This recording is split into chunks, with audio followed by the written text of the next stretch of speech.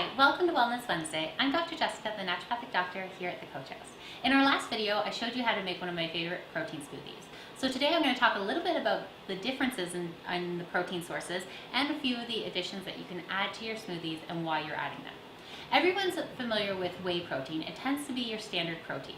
It is the most researched. It is a dairy-based protein. Oftentimes, though, it'll have the lactose completely taken out. And it is the highest source of leucine for all of your proteins, which is the amino acid that triggers that muscle production, which is why it makes it really great for after sports, and it is quickly absorbed. However, it's not great for anyone who has a dairy sensitivity. So there are some other proteins on the market. One of them is the vegetarian-based. So there are a lot of vegan or vegetarian-based proteins. You have soy protein, hemp protein, brown rice, and pea, which tend to be your most common, are the brown rice and pea. All of your vegetarian sources are going to be different amino acids, and they aren't a complete profile. So what tends to happen is they'll make blends of the proteins to make sure that you get all the amino acids you need. They do tend to be lower in leucine, however, and they are slower absorbed. So these tend to be a little bit better when you're not looking for that quick absorption after a workout and something more like a breakfast. Soy protein, for example, will also have some phytoestrogens in it, so it can be really great for menopausal symptoms. Your hemp protein, it does contain some anti-nutrients, so like the hull, and it can impede absorption. So it really depends on what your goals are, and that can help you determine what vegan protein would be a good source for you. One of the newer proteins on the market is the paleo protein, and it is a beef-sourced protein. Same thing, it tends to be a little bit lower in leucine, but it is completely grain-free and dairy-free, so it's your only real 100% paleo option. With all of these, you do want to check the labels and make sure they're not having a ton of additives in them.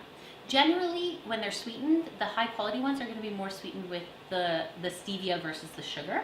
And when it comes to the vegans, brown rice can be higher in arsenic, so you do want to make sure that whatever brand you're getting is testing for those levels.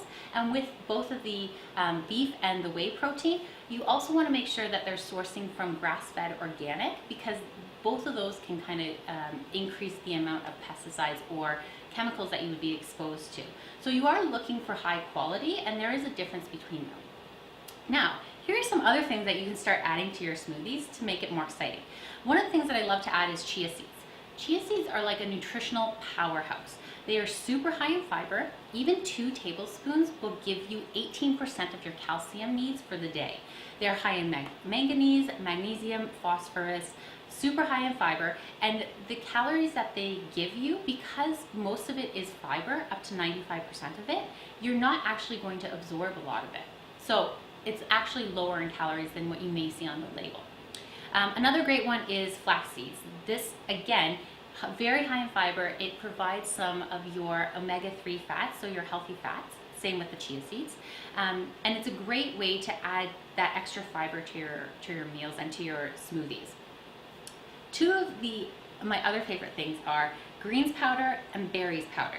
So the greens powder is a whole food extract of green foods, which will add a lot of nutrients to your smoothies without a lot of calories.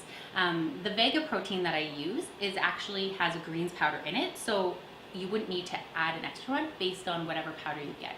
The berry powder is extremely high in antioxidants, but because it is sourced from berries, it does tend to be a little bit higher in sugar, so you do want to be careful with that. This may be enough to sweeten your smoothie without needing any kind of a juice or any other sweeteners. We hope you enjoyed this video. We're going to have all of this information on our blog, so be sure to check it out. Thanks for watching.